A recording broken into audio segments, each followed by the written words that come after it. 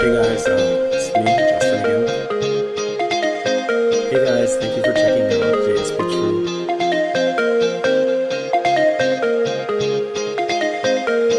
Jay Smith at js.co. To thy own self, be true.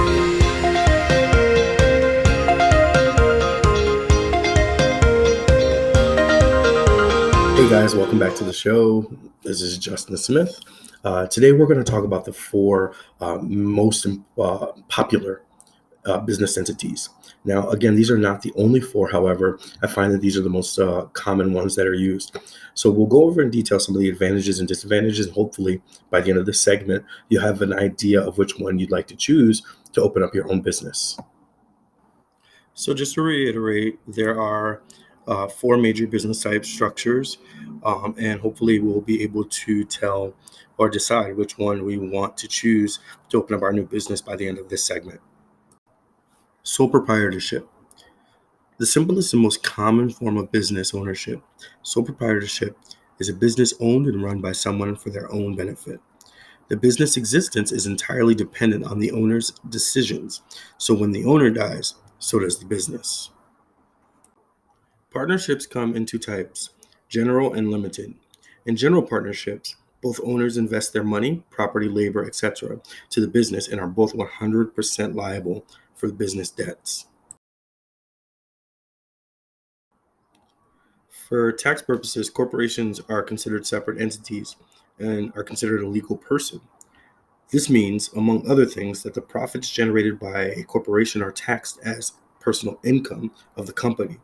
Then, any income distributed to the shareholders as dividends or profits are taxed again as the personal income of the owners. Similar to a limited partnership, which would be an LLC provides owners with limited liability while providing some of the income advantages of a partnership. Essentially, the advantages of partnerships and corporations are combined in an LLC, mitigating some of the disadvantages of each of them. All right, so now we have kind of an idea of the four major business entities. So now let's take a look and let's dive a little bit deeper and look at some of the advantages and disadvantages of each of them. So for sole proprietorship, some of the advantages are all the profits are subject to the owner. There's very little regulation for proprietorships. Owners have total flexibility when running the business, and very few requirements for starting, often only a business license. Some disadvantages, however, the owner is 100% liable for business debts. Equity is limited to the owner's personal resources. Ownership of proprietorship is difficult to transfer, and there's no distinction between personal and business income. Now, just a quick example of some of the companies that have started off as sole proprietors: eBay, JCPenney, Walmart, and Marriott's Hotel. A corporation has some advantages as well. A corporation's advantages are limited liability to the owner, uh, to debts or losses. Profits and losses belong to the corporation as opposed to belonging to the owner.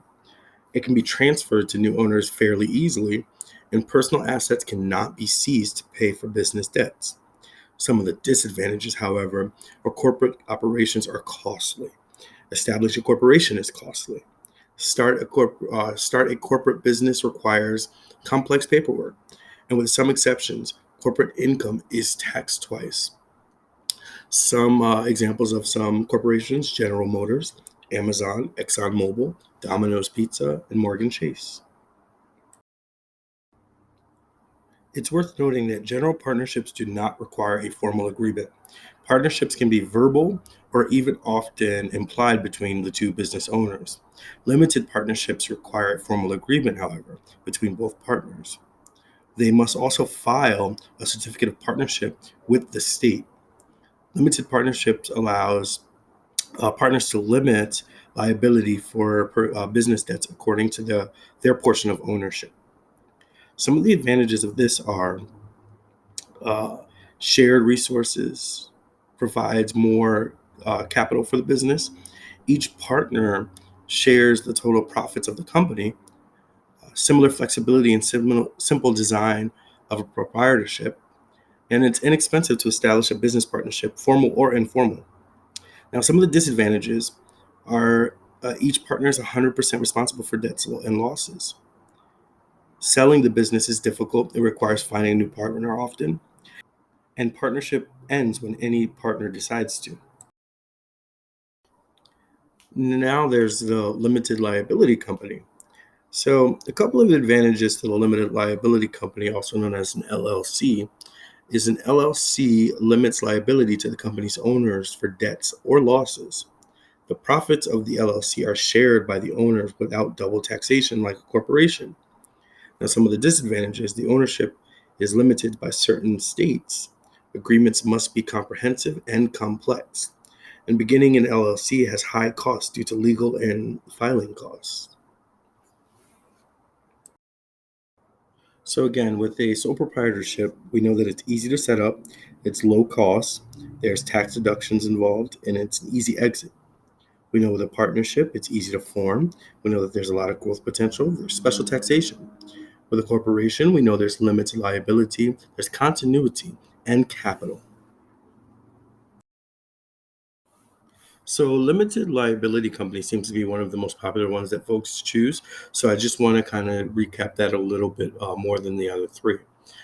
So, a limited liability company, again known as an LLC, is a hybrid structure that allows owners, partners, and shareholders to limit their personal liabilities while enjoying the tax and flexibility benefits of a partnership.